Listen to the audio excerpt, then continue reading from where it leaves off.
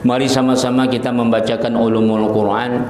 Lin Nabi Muhammadin sallallahu alaihi wasallam ya Rasulullah wa ala azwajihi wa alihi wa ahlil bait ajma'in wal awliya wal salihin wal anbiya wal mursalin wal malaikatil muqarrabin ولآبائنا ولأمهاتنا ولجدنا ولجداتنا ولأساتذتنا ولمعلمنا ولمشايخنا ولجميع المسلمين والمسلمات والمؤمنين والمؤمنات الأحياء منهم والأموات خصوصا لصاحب الكتاب التبيان في آداب حملة القرآن لأبي زكريا يحيى بن شريف الدين النووي الشافعي ونفعنا به والمسلمين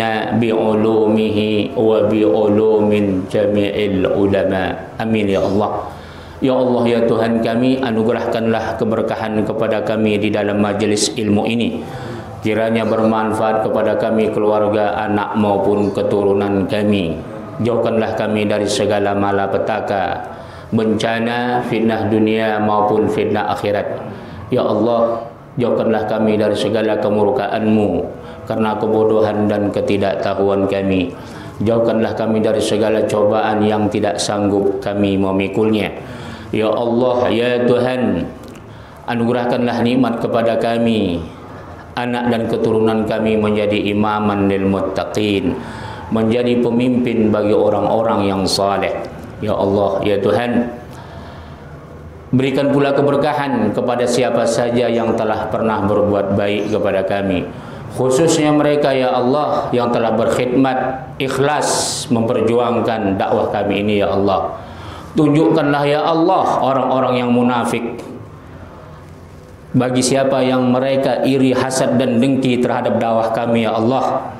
Engkau Maha Kuasa, kesabaran bertahun-tahun Engkau saksikan ya Allah. Hanya kepadamu kami mohon pertolongan, hanya kepadamu ya Allah kami selalu memberikan munajat kami. Hanya Engkau lah sebagai saksi ya Allah. Siapa yang bersih di hati, di antara hati kami ya Allah, hanya Engkau yang bisa membukanya. Hanya Engkau lah yang bisa memberikan petunjuk kepada mereka ya Allah. Tetapi ketika hidayah itu tidak lagi bisa mereka terima ya Allah, Engkau Maha Kuasa. Bi barakati al-Fatihah. A'udzu billahi minasyaitonir rajim. Bismillahirrahmanirrahim. Alhamdulillahi rabbil alamin. Arrahmanir rahim. Maliki yaumiddin. Iyyaka na'budu wa iyyaka nasta'in. Ihdinas siratal mustaqim. Siratal ladzina an'amta 'alaihim ghairil maghdubi 'alaihim waladdallin. Amin. Alhamdulillah. Kita sudah sampai insyaallah halaman yang ke-28. Ini sudah panjang ini. Kitab At-Tibyan ini sebenarnya kitab akhlak. Bagaimana akhlak seorang guru, bagaimana akhlak seorang muta'alim yang menuntut ilmu.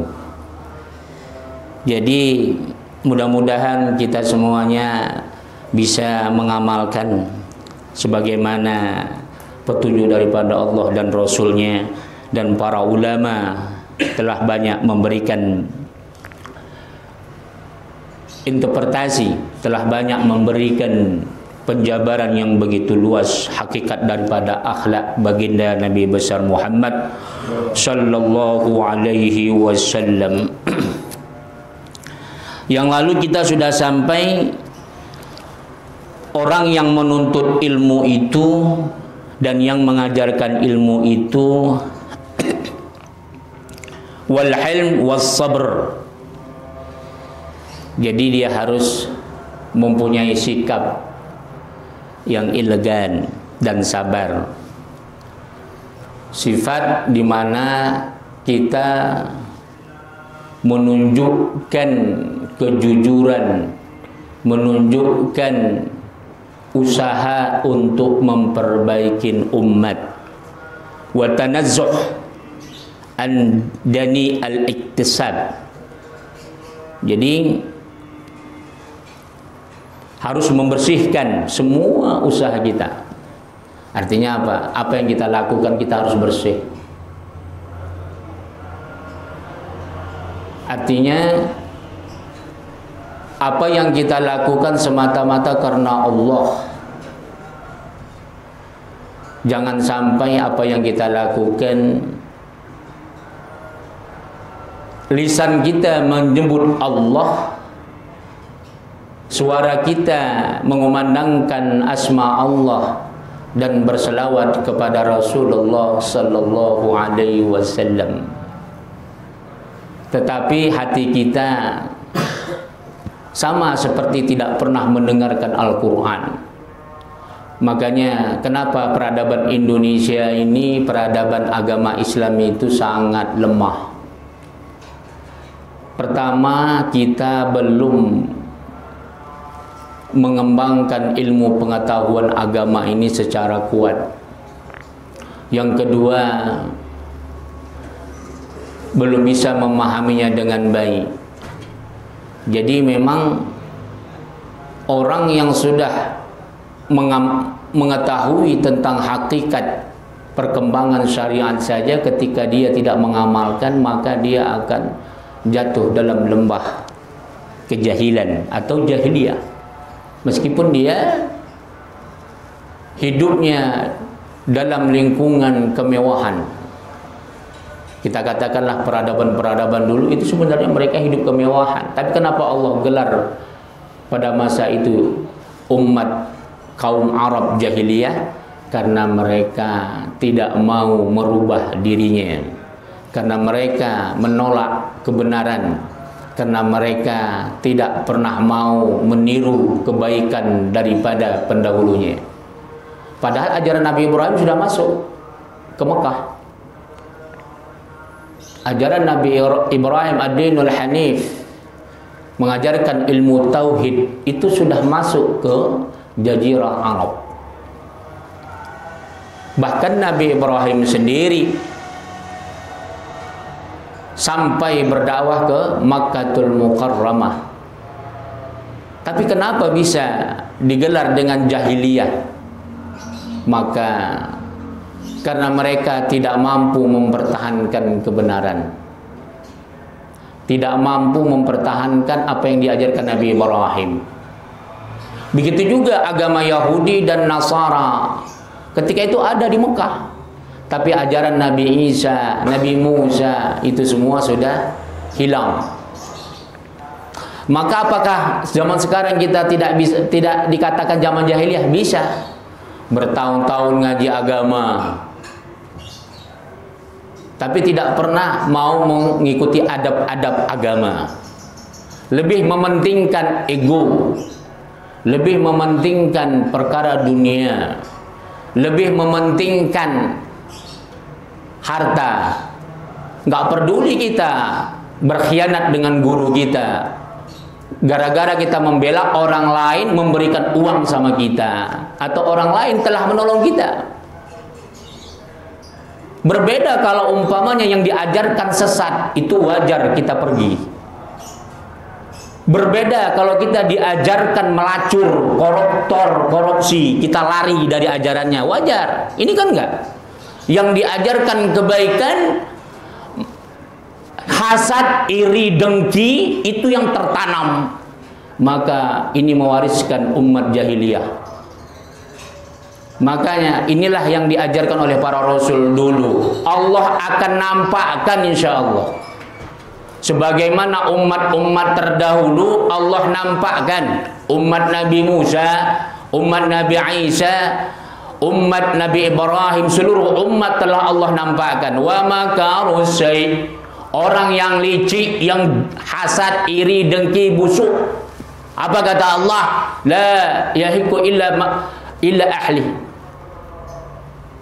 Lan tajida li sunnatillahi tabdila wa lan tajida li sunnatillahi tahwila. Tidak akan kami geser, kata Allah, dan takkan kami ganti. Azab kami pasti datang. Bermacam-macam azab. Boleh jadi azabnya bangkrut, boleh jadi azabnya terlilit hutang, Boleh jadi nanti azabnya dipermalukan orang, bermacam-macam. Kalau kita sudah hasad, iri dan dengki, diajarkan kebaikan, malah menunjukkan kebencian, Allah akan nampakkan sebelum matinya, insya Allah. Berbeda kalau guru kita mengajarkan maksiat, mengajarkan korupsi, itu halal kita lawan. Tapi kalau perkara kebaikan yang dilawan, menunjukkan iri, dengki, hasadnya, pasti Allah akan nampakkan insya Allah. Wa mulazamatul wara' wal khusyu'. Kemudian kita harus mulazamah, kata Imam Nawawi, harus continue, istiqomah. Bersifat apa? Wara'. Wara' ini tarkus syubhat wal khusyu'. Kemudian khusyu', artinya hati kita jangan sampai terlilit perkara-perkara dunia yang menyebabkan kita lebih memikirkan perkara dunia daripada kita memikirkan perkara akhirat. Jadi mulazamatul wara' itu, kita mungkin nggak berhasil wara' hari ini, maka kita akan terus berusaha. Kita nggak bisa melakukan kebaikan hari ini, maka mulazamah, terus berusaha. Tidak ada manusia yang sempurna. Kemudian wasakinah, ketenangan, kita tenang. Artinya apapun yang kita hadapi kita harus tenang. Mudah-mudahan ketenangan itu akan bisa membuat kita akan jelas arah yang mau kita langkahkan. Wal wiqar wat tawadhu' wal khudu', merendahkan diri. Bagaimana kita bisa terus takarub kepada Allah, bahwasanya tidak ada yang lebih tinggi kecuali Allah.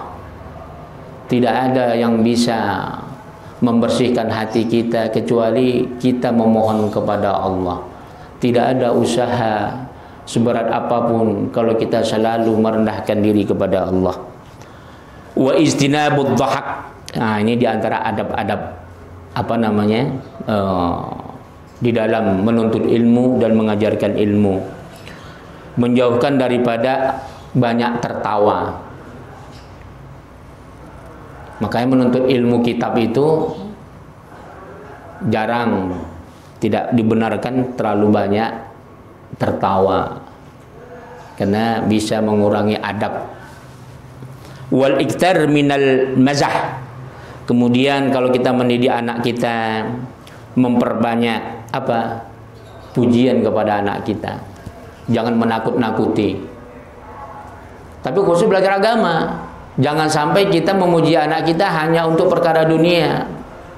Kalau dia sekolah umum, kalau dia mau beli handphone dan sebagainya.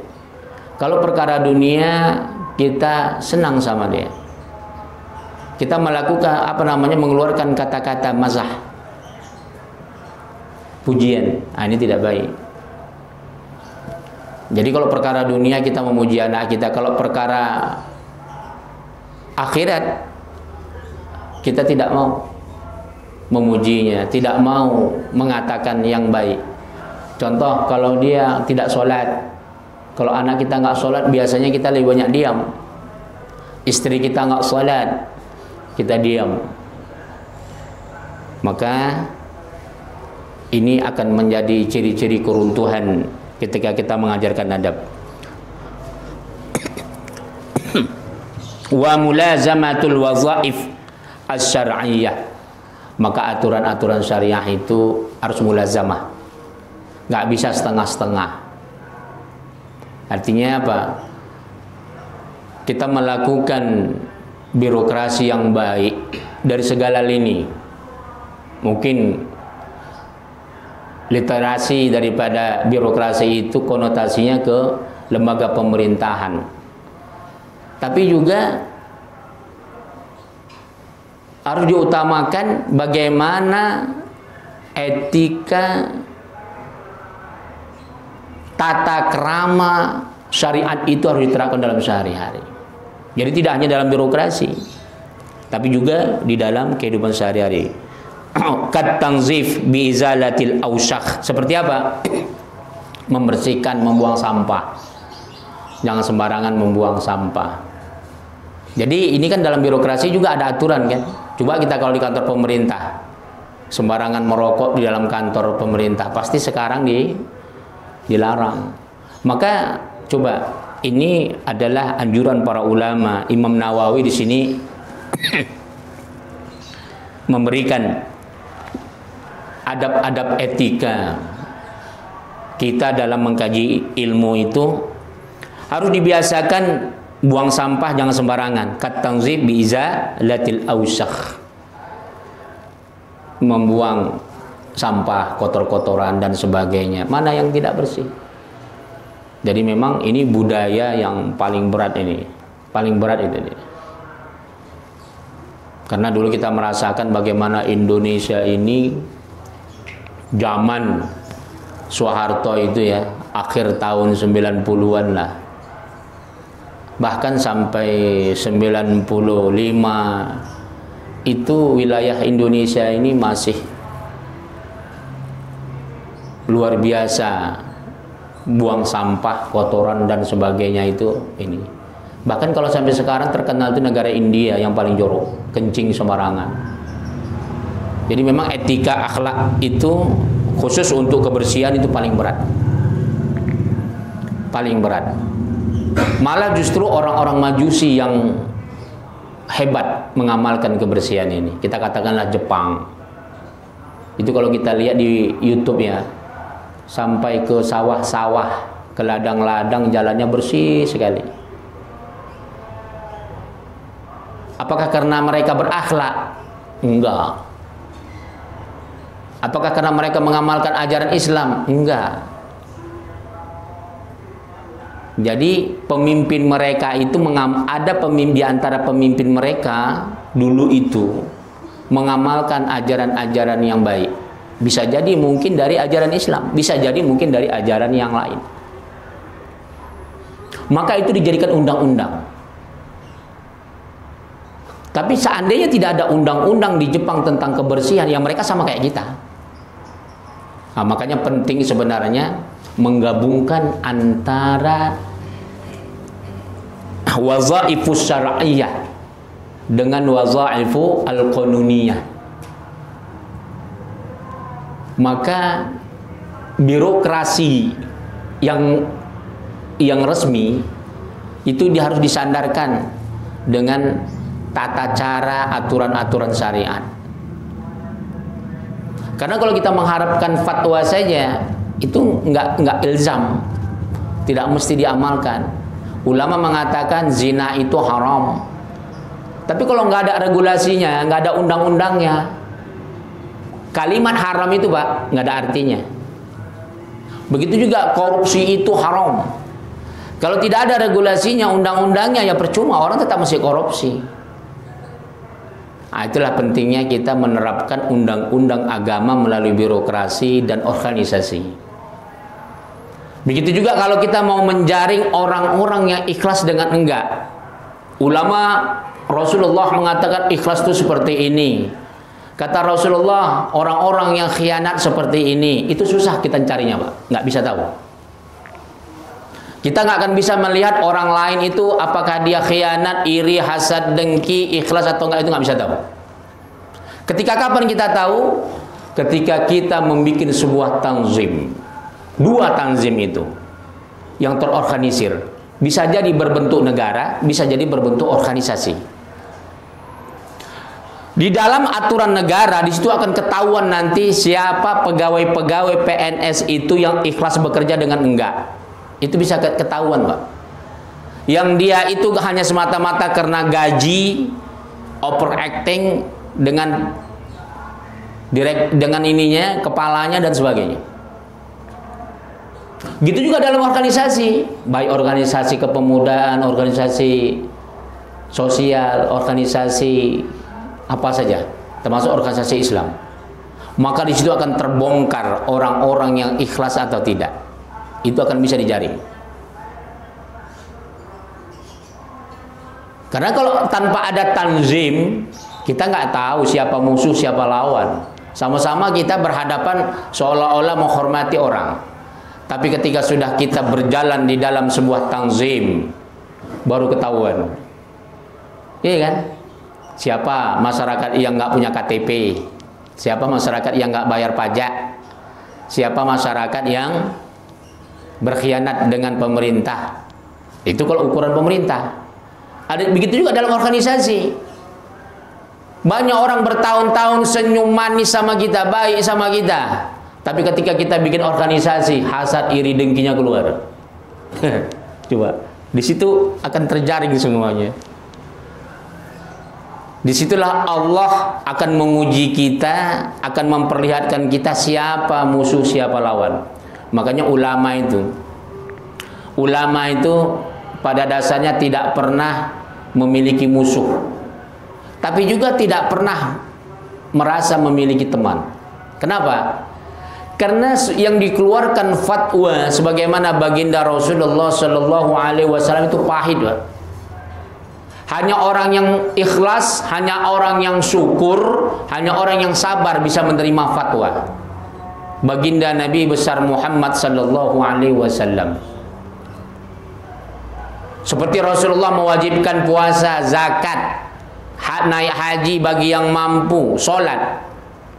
Udah, ini hanya orang yang sabar, ikhlas dan syukur yang bisa ngamalkan ini. Kalau dia nggak ikhlas, sabar dan syukur, pasti dia akan murtad. Pasti dia akan lari dari ajaran Islam. Begitu juga dalam organisasi. Kita berdakwah ada aturan. Maka apabila kita di dalam organisasi nggak sabar, tidak syukur dan tidak ikhlas, pasti keluar. Berbagai macam alasan.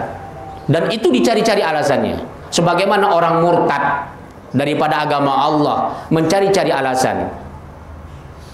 Padahal Allah itu esa, tapi dia murtad dari agama Islam, mengatakan agama yang dia anut lebih baik, berbagai macam alasan.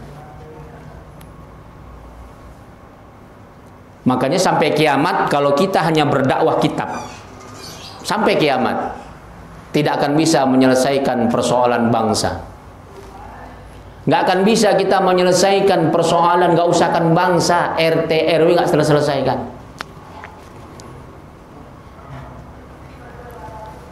Makanya kenapa di dalam Al-Quran disebut manusia sebagai khalifah, al-khalaif, yang meneruskan bagaimana sebagai seorang hamba menjalankan roda kehidupan. Jadi arti khilafah itu khalifah. Allah sebutkan Nabi Adam sebagai khalifah. Dia harus bisa membentuk tanzim. Cuma Nabi Adam dulu kan dia masih sedikit. Bayangkan Nabi Adam melahirkan anak. Sewaktu melahirkan anak, Nabi Adam dan Sayyidatu Hawa itu adem-adem saja, ayem-ayem saja.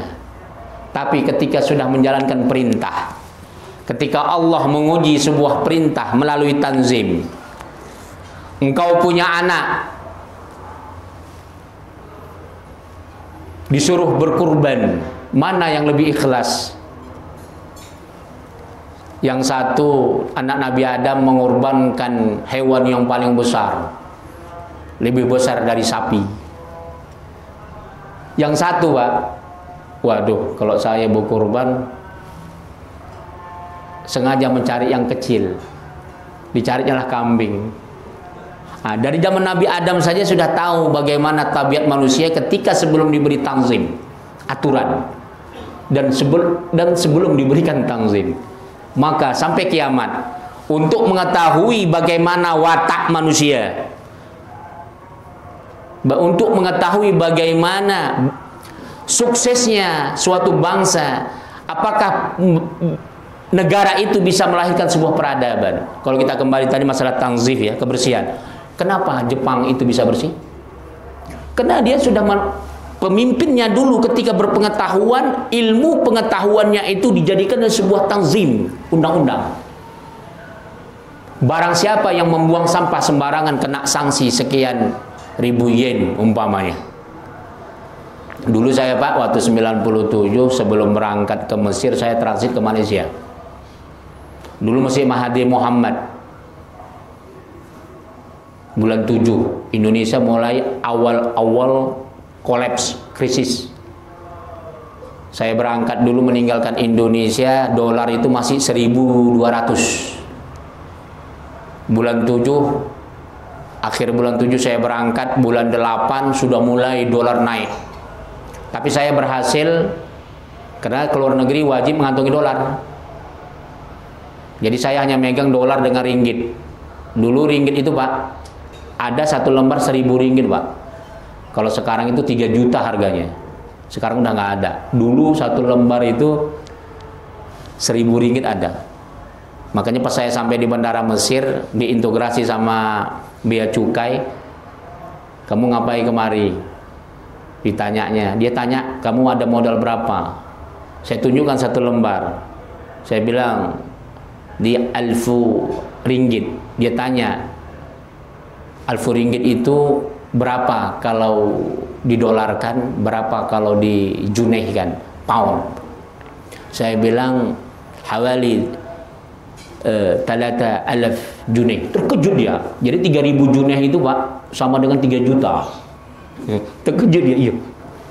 Satu lembar 3 juta katanya. Udah, apa yang mau kita petik dari Malaysia itu? Dulu Pak, zaman Mahathir Mohamad itu bersih sekali. Undang-undangnya keras. Padahal Malaysia sama kita sama Pak peseknya. Hasad iri dengkinya orang Melayu ini sama Pak. Kita orang Asia ini hasad iri dengki itu sama modelnya. Sama kita modelnya.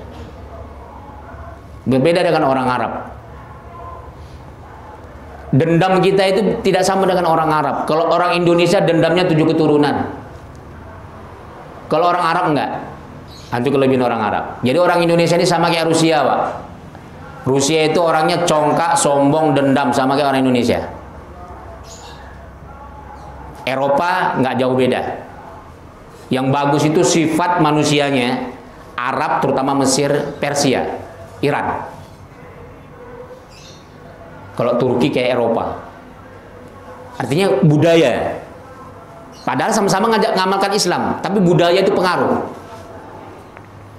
Jadi kalau kita bangga dengan budaya kita bagus, tapi jangan sampai kelewatan. Merasa lebih bangga, lebih baik budaya kita daripada Arab, itu salah. Silahkan buktikan. Bapak jalan-jalan ke sana, di Mesir Pak, itu negara miskin kayak kita. Itu sudah jadi undang-undang bagi mereka keras. Perempuan jam 1 malam aman itu jalan Pak, di tengah padang pasir, nggak ada yang berani nyentuhnya. Menyentuhnya nggak berani. Kenapa bisa terjadi gitu? Undang-undang.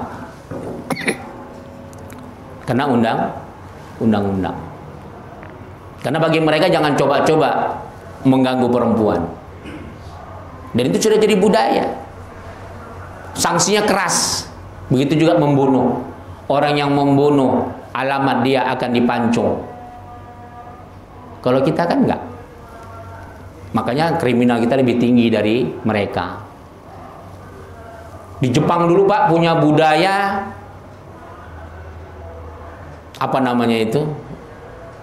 Kalau berputus asa bunuh diri. Kalau sudah kolab, kalau sudah bangkrut bunuh diri. Itu luar biasa budaya itu Pak. Itu hampir berlangsung sampai tahun 80-an. Tapi akhirnya mereka bikin aturan. Termasuk juga pelecehan seksual, pelecehan wanita di transportasi. Jepang itu luar biasa. Tapi ketika dibikin sebuah aturan, perempuan di kereta itu dipisah. Dan di mana-mana dipasang CCTV. Jadi sifat mereka meskipun sifat binatang kita katakan, manusia meskipun sifat binatang, kalau kita bikin sebuah tanzim, nah ini kembali kepada tanzim tadi, dia akan bisa diarahkan. Tapi kalau kita tidak bikin tanzim, manusia sebaik apapun akan bisa terjerumus dalam lembah petaka. Nggak percaya? Ada nggak pernah kiai masuk ke KPK?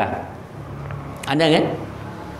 Apakah dia berniat untuk korupsi? Enggak, tapi dia terjebak. Ketika orang sudah tidak menjalankan sebuah tanzim, aturan, dan dia lepas, maka orang yang baik, apalagi orang jahat, ini akan mudah terperangkap. Maka aturan itulah yang bisa membersihkan, yang bisa untuk mengontrol sifat manusia. Di mana sifat manusia ini, kata Allah, kalau jauh dari agama, itu seperti hewan yang menggonggong. Apa hewan yang menggonggong? Itulah dia. Apa bahasa Betawinya hewan menggonggong? Kata Allah, walau syi'na la rafa'nahum biha walakin akhlada ilal ardi wattaba hawahu.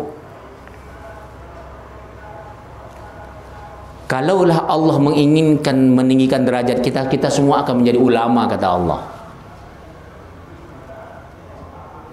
Tapi enggak. Justru Allah ingin menunjukkan manusia diberikan akal itu untuk memilih mana yang baik, mana yang buruk. Kata Allah, kama talil kalbi intamin alaihi yalhad au tadrukuhu yalhad. Anjing itu, Pak, kata Allah, ini Allah ceritanya, bukan saya. Anjing itu katanya kalau dia diperintahkan menjulur lidahnya, enggak diperintahkan pun lidahnya menjulur. Itulah ciri-ciri, kata Allah, orang yang mendustakan ayat-ayat Allah. Padahal anjing itu sebenarnya nggak berdosa. Anjing itu kan binatang ya. Anjing itu halal. Tapi haram bagi manusia kalau dimakan. Kalau dipegang bagaimana? Berbeda pendapat ulama.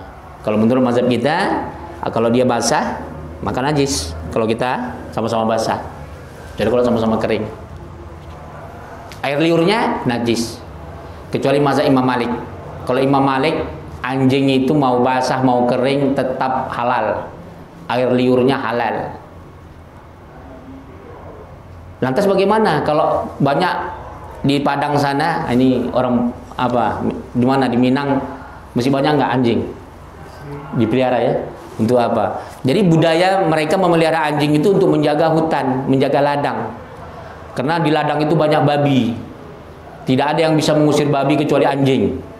Bahkan di suatu daerah ada viral sekarang ini, Pak. Kampung itu selalu diganggu monyet. Monyet ini mengerikan. Berani masuk rumah, berani ngintip orang mandi, berani ngambil barang. Tahu, Pak, cara ngusirnya? Ternyata pakai anjing. Baru tahu saya. Selama ini, Pak, karena gini, kalau manusia ngusir anjing, monyet, hati-hati, Pak. Dia dendam. Kalau kita lempar dia, kita pukul, itu semakin ramai dia. Nggak bisa. Tapi kalau pakai anjing, mereka takut ternyata monyet-monyet ini. Nah itu ya. Jadi kalau anjing, kalau menurut mazhab Imam Malik, tidak najis, halal. Bagaimana dalam hadis sahih yang mengatakan idza walagal kilab al-ina, bagaimana kalau bejana kita dijilat anjing? Di situ di dalam hadis sahih Imam Bukhari mengatakan maka harus dia dibasuh 7 kali, sekali dengan lumpur.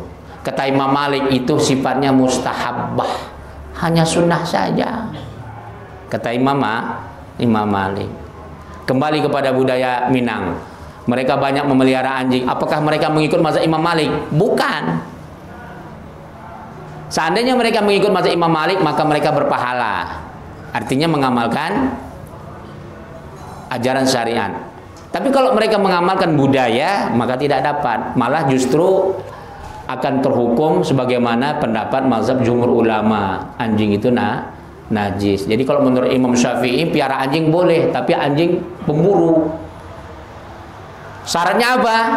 Syarat anjing pemburu mesti 3 kali berturut-turut dia dilatih tidak khianat dengan tuannya. 3 kali, Pak. Anjing, Pak, dikatakan halal itu apabila dia 3 kali berturut-turut disuruh dia ngejar burung, dapat, dikasih tuannya sekali. Yang kedua kali dikejarnya rusa, dapat, dikasih tuannya, nggak dimakannya. Yang ketiga dia ngejar burung sawah umpamanya, Dimakannya Pak, batal. Ulang lagi. Anjing halal dipelihara, tidak termasuk tergolong di dalam hadis Rasulullah, apabila kamu miara anjing, malaikat rahmat tidak akan mau masuk rumah. Dan tidak dikurangi pahalanya setiap hari 1 qirot. Allah. 1 qirot itu ditanya sama sahabat, ya Rasulullah, 1 qirot itu seberapa sih ukurannya? Seperti Jabal Uhud. Allah. Kita nggak pernah sholat ke masjid, nggak pernah sholat ke musola umpamanya, nggak pernah taklim, nggak pernah sedekah dan sebagainya. Kalau kita piara anjing, yang dikurangi apanya itu? Apanya dikurangi itu? Anjing Pak 3 kali berturut-turut halal dipiara menurut Imam Syafi'i, tidak mengurangi pahala dan malaikat rahmat tetap masuk ke rumah. Bagaimana kalau manusia bertahun-tahun diajarkan dia munafik, bertahun-tahun diajarkan khianat dengan gurunya? Allah, nah, saya nggak tahu itu.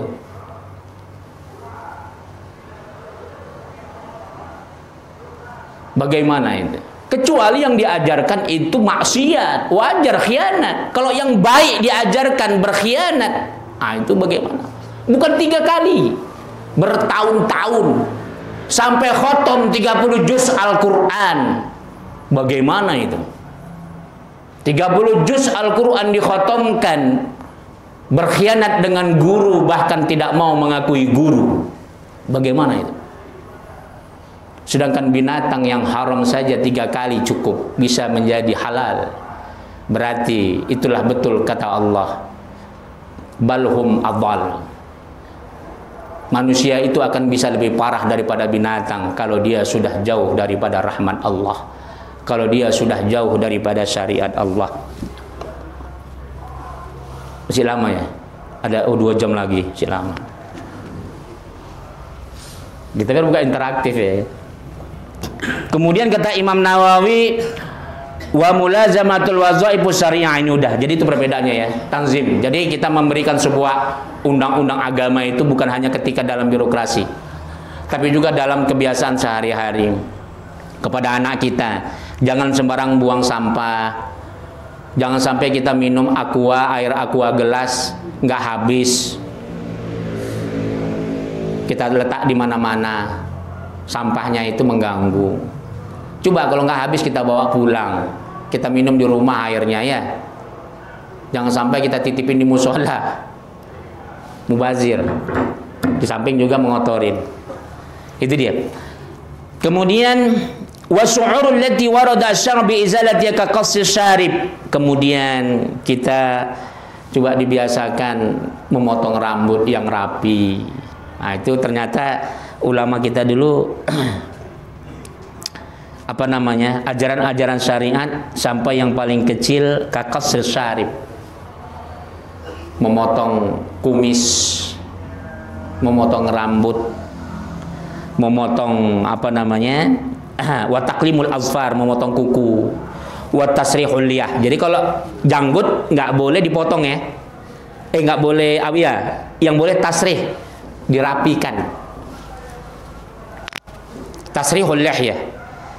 Jadi qassul syarib, dicukur janggut, wa taqlimul azfar, dipotong, digunting kuku, wa tasrihul liyah, dibersihkan janggutnya. Jangan sampai kayak janggut Yahudi ya kan, menjalar kemana-mana. Wa izalatur rawaih al-karihah, dan kita harus sering-sering membuang bau badan kita. Artinya disunahkan beli minyak wangi. Minyak wangi apa saja. Bagaimana dengan minyak wangi pakai alkohol? Boleh, karena alkohol itu sumbernya asalnya bukan najis. Alkohol yang dia sudah bercampur khamar itu yang najis. Tapi kalau alkohol aslinya, kadar alkohol itu suci. Karena alkohol ini banyak berbagai macam benda. Bapak kalau makan durian Pak, di durian itu ada zat alkohol 30%. Bapak kalau makan beras, makan nasi, di nasi itu ada kadar alkoholnya. Belum lagi ditapai. Ditapai itu lebih tinggi kadar alkoholnya. Jadi sumber alkohol itu halal. Tapi kalau kita masukkan kepada khamar, minuman yang memabukkan, haramnya alkohol ketika dia menjadi minuman khamar. Tapi kalau alkohol yang disuntikkan ke minyak wangi, itu bagus. Malah lebih baik. Karena kalau minyak yang asli, kita katakanlah bibitnya, itu kita pakai, Pak, wangi itu ketika kita mandi pertama kali bersih, itu mantap wanginya. Tapi kalau kita sudah berkeringat, Bapak pakai minyak wangi yang asli, waduh, saya nggak tahu kayak mana baunya itu. Bapak nggak mandi nih 1 harian, pakai minyak wangi, tapi yang asli ya, jangan alkohol. Mau muntah, Pak. Apalagi kalau pakai minyak senyonyong, minyak apa namanya? Jadi kalau Bapak pakai minyak apa saja apabila dicampur alkohol, Bapak nggak mandi, insya Allah nggak bau. Alkohol itu dia membersihkan kotoran, membersihkan kuman. Semakin tinggi kadar alkohol, kumannya semakin mati. Dan daki-daki kita bisa hilang. Jadi tergantung, silakan mau beli yang pakai alkohol atau enggak. Sama-sama mahal. Apalagi sekarang sudah banyak minyak penipu, Pak. Dia udah pakai alkohol, lebih banyak gasnya. Harganya selangit. Disemprot yang keluar bukan air, bukan apa, gas yang keluar, Pak. Gasnya yang wangi. Jadi itu rata-rata merek-merek mahal, Pak. Merek-merek mahal itu minyak wanginya bukan air, gas.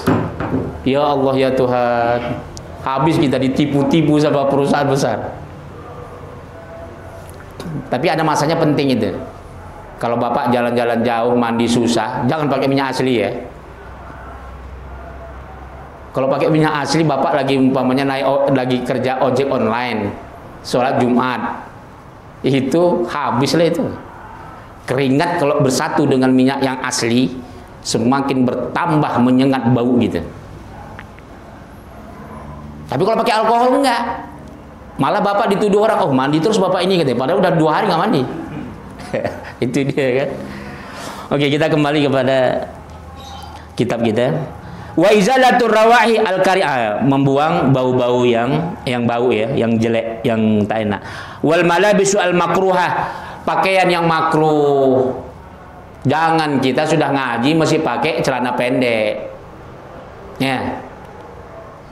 Mengaji kita bertahun-tahun mesti celana pendek, keluar kemana-mana nampak lututnya. Bahkan kalau nampak lutut menurut Imam Syafi'i, menurut jumhur ulama haram. Ya. Jangan sampai, apalagi sudah dapat jabatan majelis turos umpamanya ya kan. Majelis al-fatawa, tahu-tahu lututnya nampak. Jabatan ini bukan apa-apa. Malaikat nyaksikan nanti. Ini dia memikul amanah atas nama ulama. Kemana-mana lututnya nampak, murka malaikat dari langit sana. Hati-hati itu. Kita membawa diri kita saja, membawa diri kita itu bebannya berat, Pak, di hadapan Allah. Apalagi membawa atas nama ulama. Kalau kita tidak punya akhlak, maka yang murka nanti makhluk Allah yang di atas, bahkan makhluk Allah yang ada di bumi. Apa makhluk Allah yang ada di bumi? Manusia, jin, dan binatang. Kalau kita soleh, Pak, binatang pun nggak ganggu kita. Makanya binatang itu juga jadi isyarat jahat atau enggaknya perangai kita. Jadi kalau di kampung-kampung dulu, Pak, di hutan-hutan, kita katakanlah di Tapsel, Tapanuli Selatan, itu dulu, Pak, kalau ada orang berzina di kampung itu nggak ketahuan, nanti tiba-tiba ada isyarat datang itu, Pak, harimau keluar. Masyarakat langsung tahu, wah ini berarti ada orang berbuat nggak beres ini. Nah, ciri-cirinya begitu, Pak. Gitu juga kalau gajah keluar, wah ini berarti ada sesuatu. Nah, itu dulu. Kalau sekarang nggak. Sekarang ini malah dimanfaatkan binatang liar itu, Pak. Contoh di Riau, Pak. Di Riau itu ada ladang luas puluhan hektar, ratusan hektar.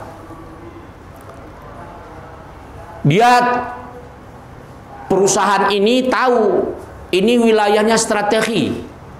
Dia mau beli, tapi rakyat nggak mau jual.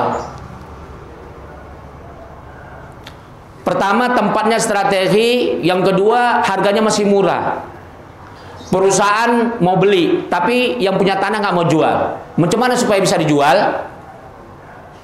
Dia kerahkan dukun, Pak, supaya dukun itu memanggil binatang buas keluar, diantaranya harimau dan gajah. Jadi setiap dia nanam itu, Pak, dipijak gajah mati, kadang-kadang dibakar. Tujuannya supaya tanahnya dijual. Nah, itu sekarang udah kayak gitu, seperti itu. Di Kalimantan, di Riau itu permainannya kayak gitu. Nauzubillah, hati-hati. Jadi bermacam-macam. Ada orang yang hasad, iri, dengki, dihipnotisnya binatang buas, lipan umpamanya. Dikirimnya kemana? Ke orang yang dia benci. Nah, itu di kampung-kampung masih banyak. Kalau di Jakarta ini, kalau dia ngirim binatang, saingan dengan mobil kan, nggak bisa di jalan. Apalagi jalan tol, nggak bisa bayar parkir dia. Maka pakai santet lah. Makanya Jakarta ini pakai ilmu santet untuk menyerang lawan-lawannya. Itu dia, bermacam-macam.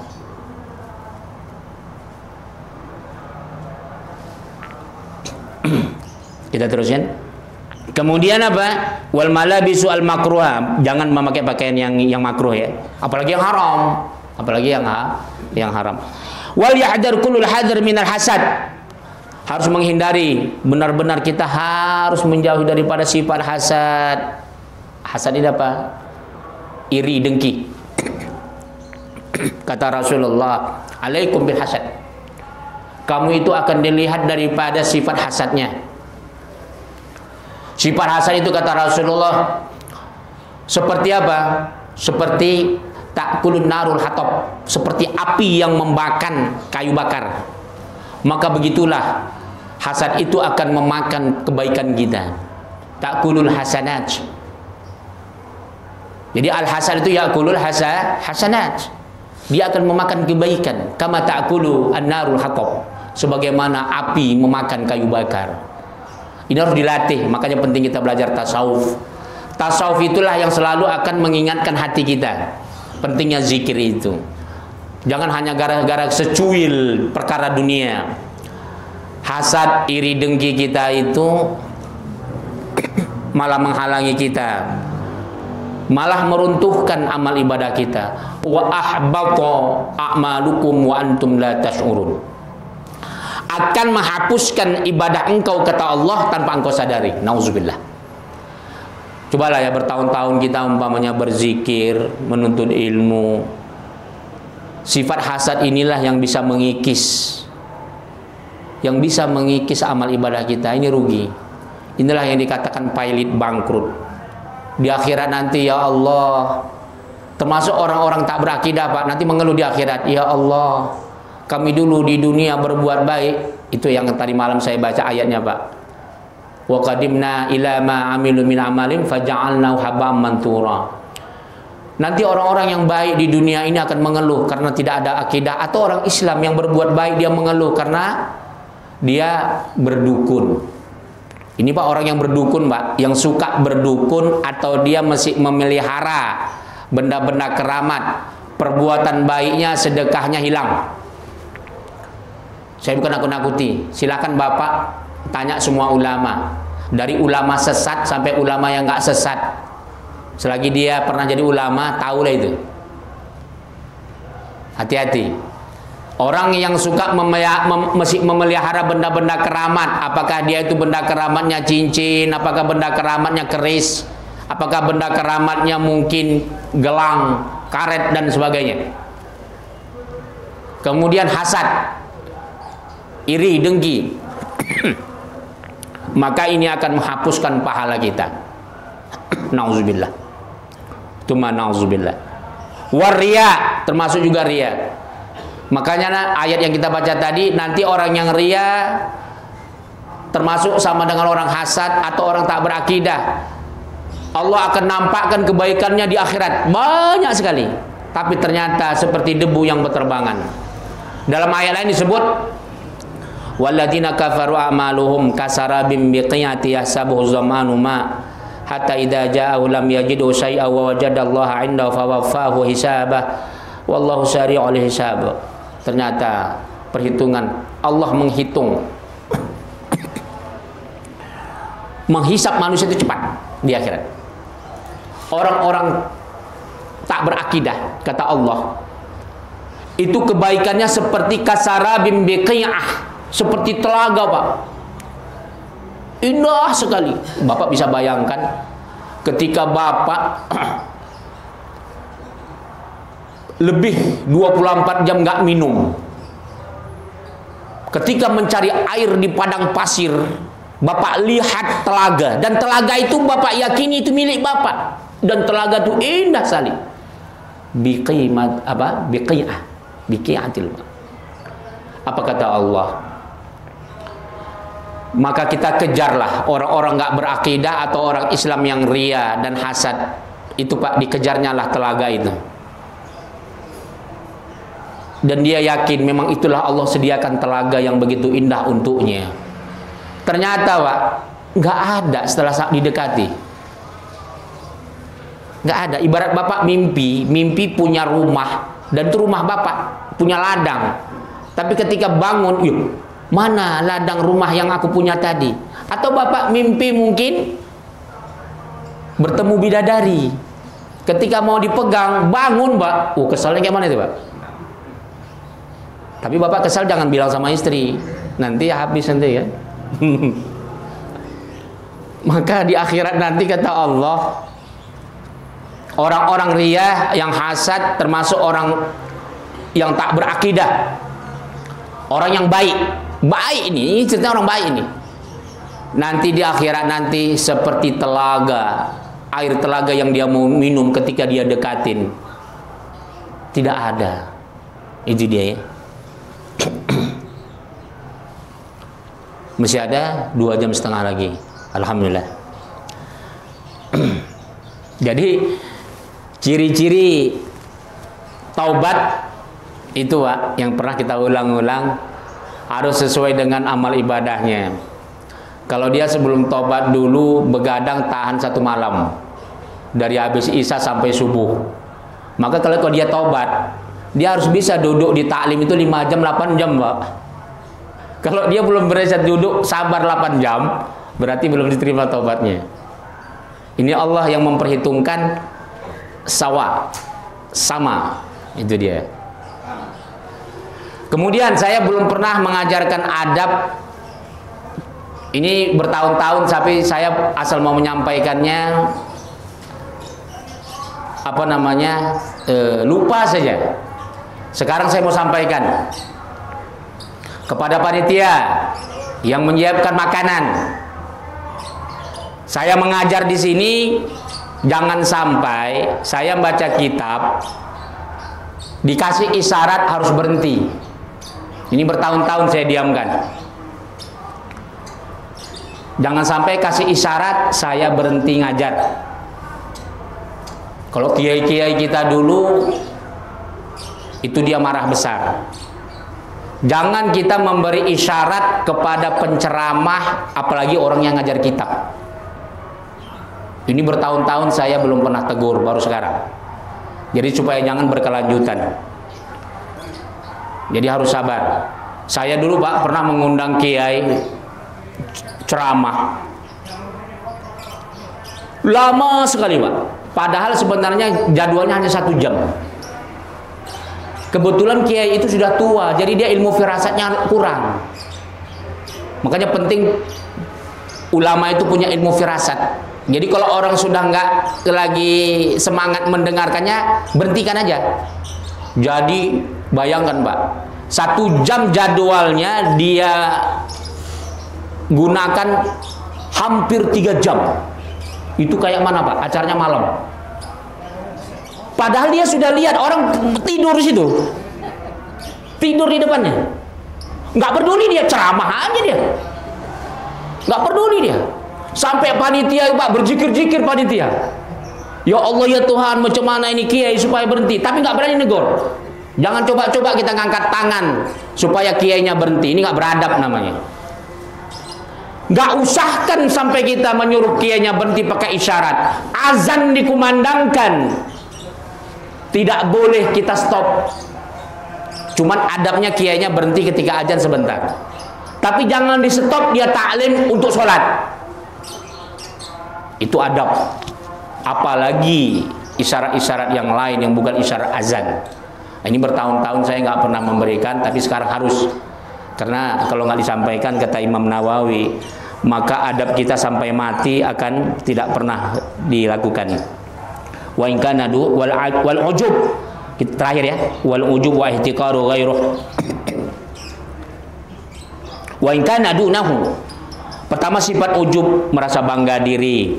Wa ihtiqar, apa itu? Jangan sampai kita menghina orang lain. Jangan kita menghina orang lain. Tanpa apalagi sampai menghina guru kita. Itu dia. Wallahu taala alam bisawab. Insyaallah akan datang kita lanjutkan. Ada pertanyaan? Saya kira nggak ada yang bertanya ini. Bibarakati al-Fatihah. A'udzu billahi minasyaitonir rajim. Bismillahirrahmanirrahim. Alhamdulillahi rabbil alamin arrahmanir rahim maliki yaumiddin. Iyyaka na'budu wa iyyaka nasta'in. Ihdinas shiratal mustaqim. Shiratal ladzina an'amta 'alaihim ghairil maghdubi 'alaihim waladdallin. Amin. A'udzu billahi minasyaitonir rajim. Bismillahirrahmanirrahim. Allahumma ij'al hadzal majlis